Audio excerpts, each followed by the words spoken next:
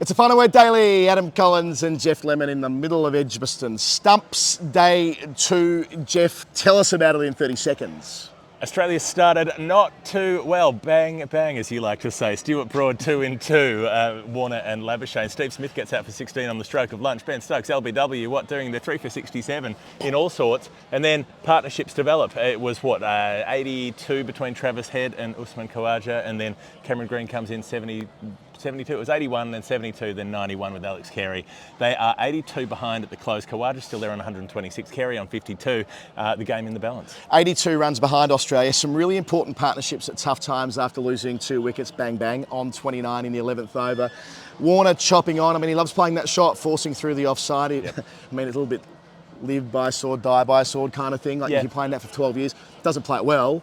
Probably doesn't need to play it then, but you know, it kind of is. Does play it. It's not like an unusual. I think people misunderstood that. I think they looked at it and thought, oh, it's a heave-ho. It's not. Yeah. It's just a poorly executed thrash. When he gets out to that, he gets out off it's the angled bat that he throws, and it's either top edge into the cordon or bottom edge into the stumps, and it has happened so many times through his career, and every time it looks ugly because it's an ugly looking shot, but then you probably put out of your mind the hundreds of times that he smashes it through cover for 4. That's right. Everyone reaches for the Daphne and Celeste, UGLY. You ain't got no. That's just me. I'm the only one that does that. You're the only one that does. I'm the only one that does that. And bang bang. Those are your things.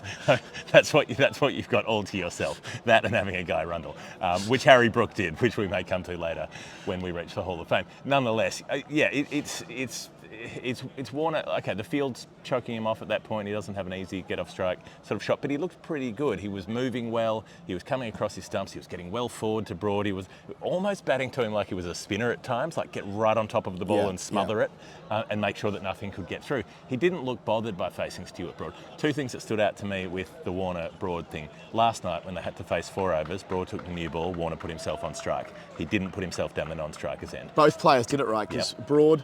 Well, Anderson bowled first change today for the first time since 2009 in England. Right. Almost always Anderson takes the first over. So Broad wanted to be in the hot seat and Warner wanted to be in it as well. So credit to them both. And it was telling because it's usually up to Warner. Throughout his whole career, he has decided off the cuff a lot of the time whether he wants to face or be at the other end. Yeah. And his partners have accommodated that. And Khawaja's been happy to do that as well. And so then when they came out this morning as well, it was Broad, it was Warner facing the first delivery of the morning again. And again, he looked fine. He didn't look spooked by it, Warner. But he wants to get after Stuart Broad. He wants to show that he's not afraid. I'm not afraid anymore. You're like the kid in Patrick Swayze's video in Donnie Darko. There's a reference for cinema fans. Also a reference for Storytime, a second discussion of Patrick Swayze in 2 days. He's coming up a lot on the show lately. This is Swayze Town, our new podcast with Jeff Lemon and Adam Collins. Brought to you by Westfield. First the Sliders recap podcast. Oh yeah, by the way, more extra less ordinary. More extra less ordinary. Got to mention them. Hello Westfield. Yeah, well look, Westfield doing good stuff out there, I'm sure. But Warner wasn't doing good stuff, and then Broad just gets the one to go away to Marnus Labuschagne, who comes across, pokes at it, doesn't need to. It's about a 6th stump line by the time he reaches it, but you can do that first ball. You want the contact. I mean, of course, it's Hall of Fame worthy that Broad foreshadowed this dismissal. It's a great Ashes moment right away, given it's #1 ranked batter in the world, albeit, as Will McPherson noted on Twitter, the #1 batter in the world who's made 1 ton away from home. I don't think that's a point that's worth glossing over. He's a 1-ton rodeo. 1-ton rodeo at Gaul last year. He'll make a lot more. I'm not saying Labuschagne's incapable of playing away from home. We saw that in England 4 years ago. We heard it. We all heard it. You heard it. The audience heard it. You're saying he's no good. But what he did do is waft at one that was a little outswinger, and Broad did say that he invented the outswinger a couple of months ago. And it was designed and created for Labuschagne, and Smith didn't get a chance to. Well, I suppose he did get a chance to bowl it to Smith, but Smith was playing in a way, and we'll come to this, that wasn't really. You wouldn't want to bowl out swingers to him playing the way he was today. Labuschagne though, and it's a great catch from Bairstow. He puts down a catch from Carey late in the day for 25. He misses a stumping chance from Green on 0, but he does take Labuschagne in the right glove on 0, which means a lot. Yes. Because suddenly it's like, Jeremy Coney made this point on our commentary towards the end of play. The whole day was framed and defined by how Australia responded from being 29 for 2. Even when they had that partnership with Smith and Khawaja leading up to lunch, it was like everyone was still thinking about what the 2 wickets in 2 balls constituted. And even when Head gets out there like 180 behind, there's so much to do after England made 393 on day 1 that 2 wickets early really put the frighteners up Australia. They did well to absorb that pressure. Right, and then so much of it hinges on Smith, who bats for a long time just before the lunch break, but hasn't scored many. And he's done this quite a bit lately, for a very long time, he would bat for so long that it didn't matter that he hadn't scored much at the start because he would make it up. Right. At the moment, like he's as I've said for a little while, he's not quite the player that he was at his peak. He's still very good and better than almost everyone else, but he's not what he was. And so being able to completely rely on, I'd find I'll just get myself in for an hour and a half and then think about scoring after lunch, doesn't actually help on the scoreboard. And the way that the technique stuff that we've talked about with him coming across outside the off stump and relying on his hand-eye coordination being absolutely perfect to clip everything off his pads, he misses the ball now. He didn't miss the ball 4 years ago. You know, the only time he missed the ball that hit him on the pad 4 years ago was after he'd been hit in the neck by Archer at Lords. So he does get hit on the pads more, and we saw that in his time for Sussex, and we saw that today with Stokes. Smashes him straight in front, very Smith-like again in that he goes straight upstairs without even talking to his batting partner, 3 reds. Not an unreasonable review given it hit him on the knee roll on a different surface. It might have been going over with that sort of length, but this one's keeping low, so it was hitting middle stump, off stump. I think the umpires who officiate in the series will look back at that because, you know, it's worth remarking upon again that he's changed his technique. So Smith went to being sort of play next to the ball last year, and it worked for him in Gaul, and it worked for him in a one-day 100 he made up north in Mackay, was it, from memory, against New Zealand. It worked for him against the Windies with the double, and it worked against for the him Windies against South Africa. And it was notable how different he was looking. Absolutely, really noticeable how different he felt to observe. And now he's gone back to the way he used to be, which does feel exaggerated. I mean, I took a photograph and put it on social media after the Broad hat-trick delivery. Again, could be Hall of Fame on a different day, but there's so much other stuff. I mean, like that was the way that Smith was when things weren't completely in sync. A couple of years ago when he was having poor summers at home, thinking especially the Ashes of 2021-22 when he averaged 30-odd. Again, you know, your point, it's not that we're saying that Smith's done or anything, it's simply that it's interesting to me that he's gone back to a strategy that he junked or that he'd at least moved on from about 12 months ago. And I think that was conditions based, and we saw it work really well at the WTC final against India. He employs exactly that strategy, makes 100, sets up Australia for the game. Absolutely. He made 100 last week, got to remember that. It's not, it's just that and for whatever reason it felt today. Remember last week he started so slow, but he had Travis Head down the other end. So he was applying scoreboard pressure the other way. So he was, using this term again, absorbing pressure, and Head was transferring it. Today there was kind of no ability to have anyone playing the transferring role because they were 29 for 2. Right. Like the circumstances felt a lot different to how it did against India the other week. Yeah, so he bats for what feels like a long time, but they're 67 for 3 when he gets out. Yeah, 59 balls for 16. Yeah, and so at that point they're still over 300 behind, and they've lost the 2 who are supposed to do the bulk of the long innings work. Labuschagne and Smith are the 2 who you expect to bat for a really long time, but that's discounting a man with the same initials as the country that he is in, UK, who can bat for a really long time, which we've seen. I mean, we saw it first, well, not first, but in Dubai, that's the notable one. There was that South Africa day-night game where he batted across 2 different night sessions across 3 different days for that 140 that he made there. And then the very long innings he played in Pakistan, the very long one he played in India recently this year.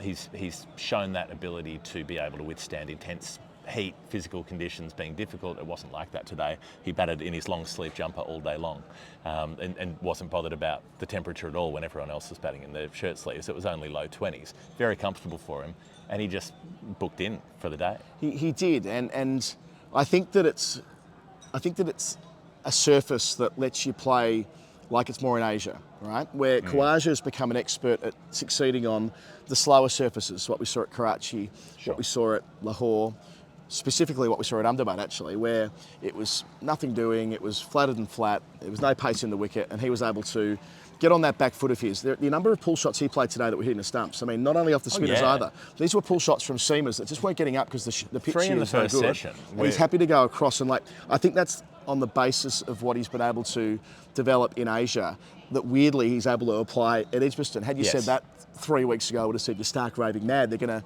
try and ensure that they're a massive show running through Australia with England seamers, Anderson, Broad, Robinson, Wood, etc.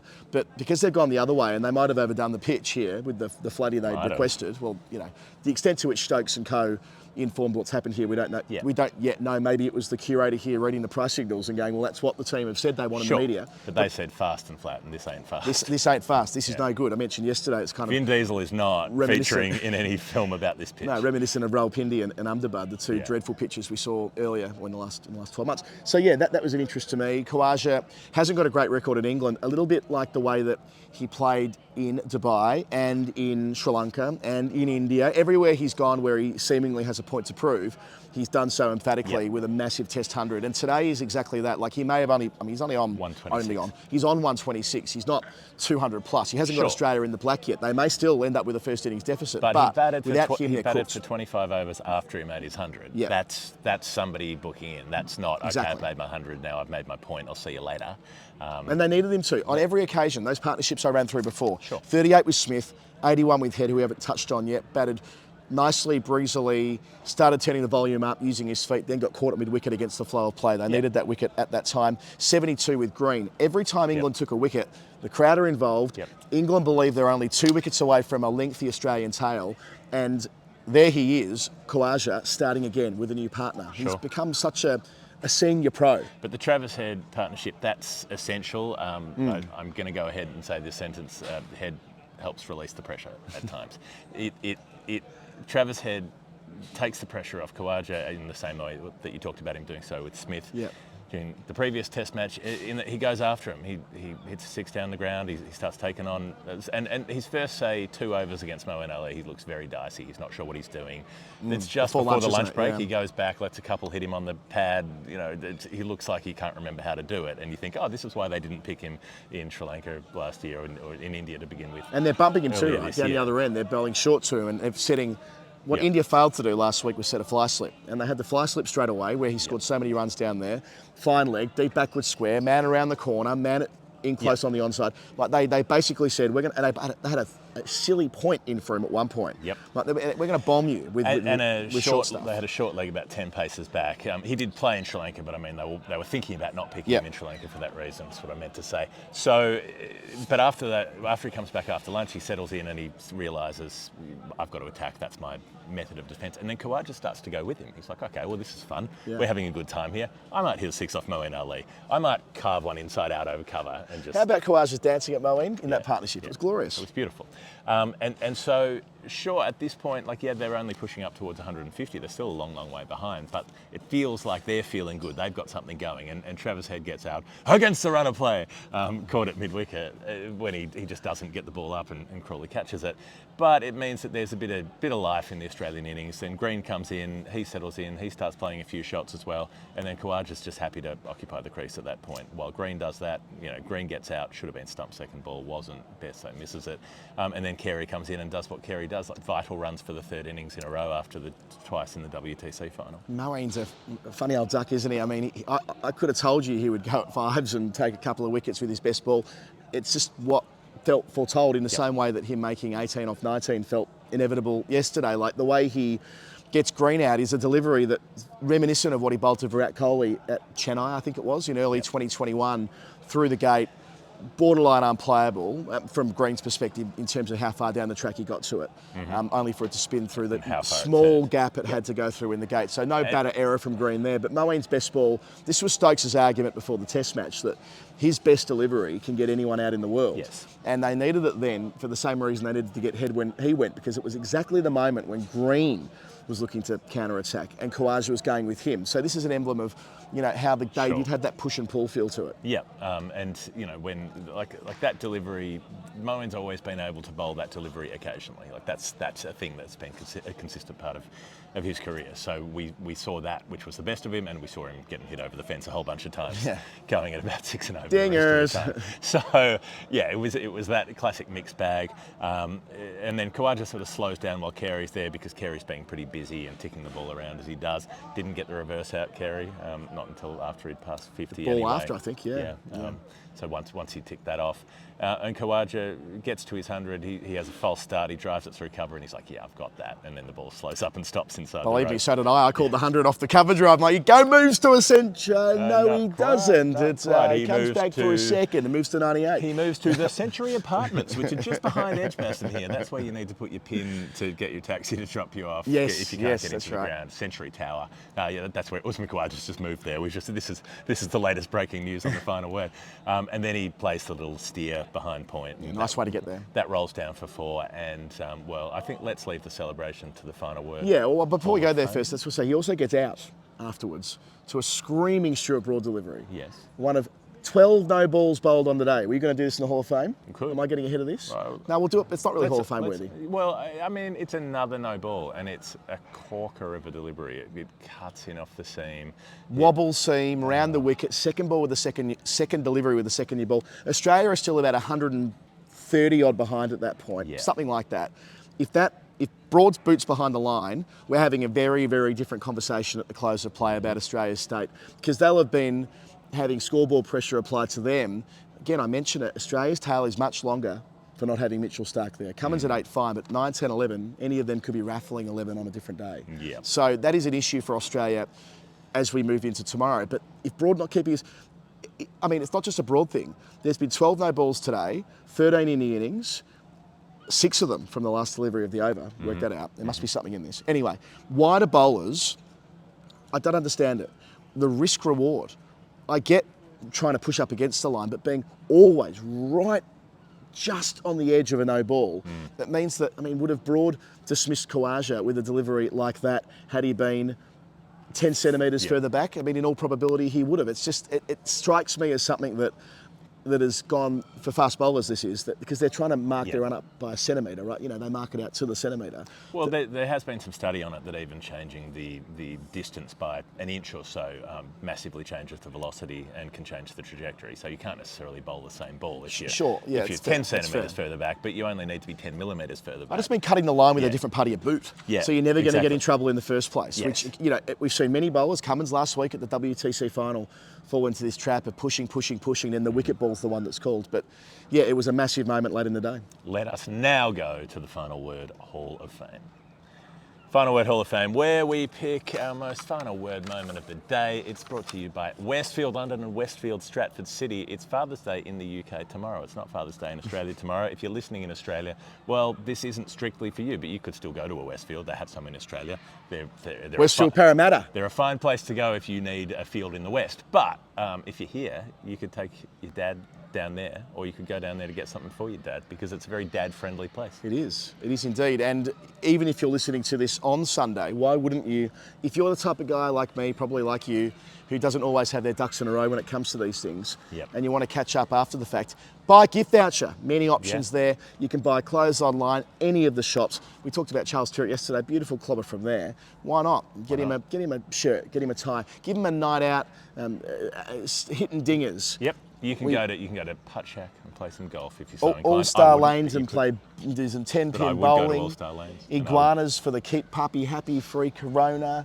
You know, sixes. We've been there now. You've hit bombs there. I did middle a few in sixes and missed many, many more. I can't think of any better place to cater for your dad around Father's Day than Westfield. More extra, less ordinary. Get in the nets. And find out all about the 300 different shops in there at the website westfield.co.uk / Kingdom now, / London. Yeah, broadly Hall of Fame. I mean, England just let so many chances go today. The catches that went down, the stumping that was missed, the no ball. I mean, we saw Australia do this against India as well in the WTC final.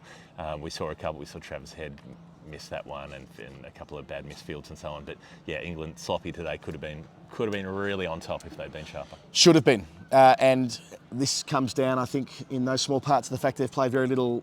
You know, golf's the priority when they're not playing, and we've talked about this at length. But being in the field for 6.5 hours is a different kind of discipline, and it does have a lot to do with above the shoulders and being trained and primed and ready to roll. And there'll be some sore boys tomorrow, not least Ollie Robinson. He looked absolutely knackered today. Yep. Might be still a niggle. I remember we had that niggle with the foot the other week. So I'm going to go.